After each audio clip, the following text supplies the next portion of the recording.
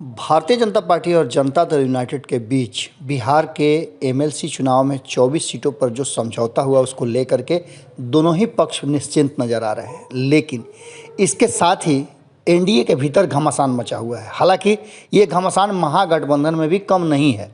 महागठबंधन में भी जिस तरह से एक बार फिर तेजस्वी यादव के कारण कहा जा रहा है कि लालू प्रसाद की भी बातें नहीं रखी गई और कांग्रेस को अलग से चुनाव लड़ने की ज़रूरत महसूस हो रही है, यानी कि समझौता वहाँ भी नहीं हुआ। वहीं दूसरी तरफ जीतन राम मांझी तो किसी भी तरह से अपने आप को मनाने के लिए मजबूर हैं, लेकिन मुकेश सहनी ने बिगुल फूंक दिया है कि वो 24 सीटों पर चुनाव लड़ेंगे। इन सारी बातों को देखते हुए कहीं ना कहीं जिस तरह से भारतीय जनता पार्टी की तरफ से रिएक्शन आ रहा है वो अलग है और जदयू की तरफ से जो रिएक्शन आ रहा है वो अलग है। आपको बता दें कि जदयू इस पूरे मामले पर, चूंकि जदयू के तरफ से कोई शिकायत नहीं नज़र आ रही है मुकेश सहनी के इस पूरे प्रकरण में, लेकिन भारतीय जनता पार्टी से काफ़ी और खासा नाराज़ नज़र आ रहे हैं।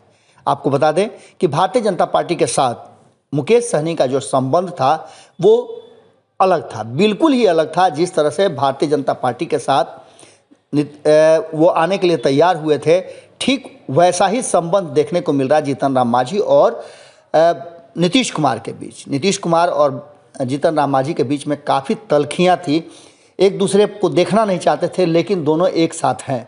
राजनीति में कभी भी कुछ भी हो सकता है और इन्हीं बातों को लेकर के मुकेश सहनी को बहुत सारी चीज़ें सोचते समझते हुए और एक समझौते के तहत महागठबंधन छोड़ करके एनडीए में आना पड़ा था। लेकिन अब जो वर्तमान स्थिति बनी है उसमें बार बार उनके बयान आ रहे हैं। उन बयानों को लेकर के जहां जदयू को खास करके डरना चाहिए था, क्योंकि मुख्यमंत्री की कुर्सी नीतीश कुमार के पास है जो जदयू के नेता हैं, और भारतीय जनता पार्टी को इस बात को लेकर के भी चिंता होनी चाहिए थी कि वो एक राज्य से उसकी सरकार चली जा सकती है। ऐसी स्थिति में जो जदयू की तरफ से बयान आ रहे हैं, इन्हीं सब बयानों में से अजय आलोक ने एक निजी चैनल से बातचीत के दौरान बहुत सारी बातें कही है। उन्होंने यहाँ तक कहा है कि जहाँ एक तरफ तेजस्वी यादव महागठबंधन की बात करते हुए उन्होंने कहा कि महागठबंधन तो है ही नहीं, महागठबंधन तो पहले ही समाप्त हो चुका था और महागठबंधन को लंबे समय तक अब चलाया भी नहीं जा सकता था, क्योंकि कांग्रेस अपने स्टैंड लेना चाहती है और अपने आप को स्थापित करने में लगे हुए हैं तेजस्वी यादव। दोनों के अपने अपने मर्जी हैं, लेकिन एनडीए बरकरार है। इस बात का हम दावा कर रहे हैं कि नीतीश कुमार 2025 तक मुख्यमंत्री हैं, उसके बाद भी आगे रहेंगे।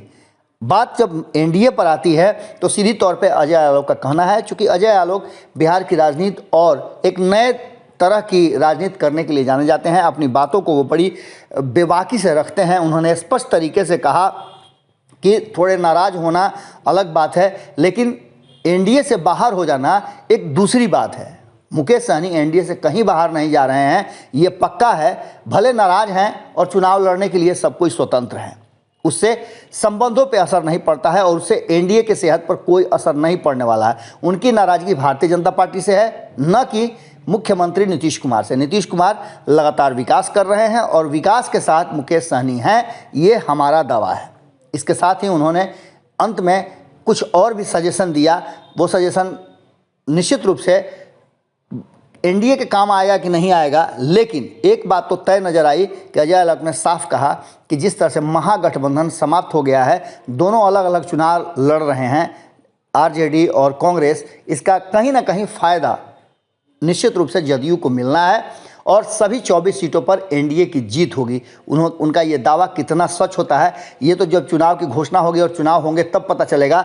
लेकिन एक बात तय नज़र आ रही है कि जहां मुकेश सहनी ये कह रहे हैं कि मात्र 2 दलों का गठबंधन है एनडीए, वहीं दूसरी तरफ जो एनडीए है उसे 4 दलों को मिला करके बना हुआ है और 4 में से अगर छोटे छोटे 2 दल जीतन राम मांझी और मुकेश सहनी अपना हाथ खींच लेते हैं तो निश्चित रूप से सरकार संकट में आ जाएगी।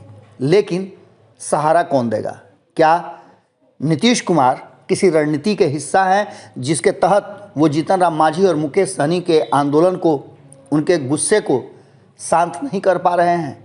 क्या नीतीश कुमार भी चाहते हैं कि ये दोनों एनडीए से बाहर हो जाएं, जिससे उन्हें मौका मिल जाए कुछ अलग तरह की रणनीति करने का?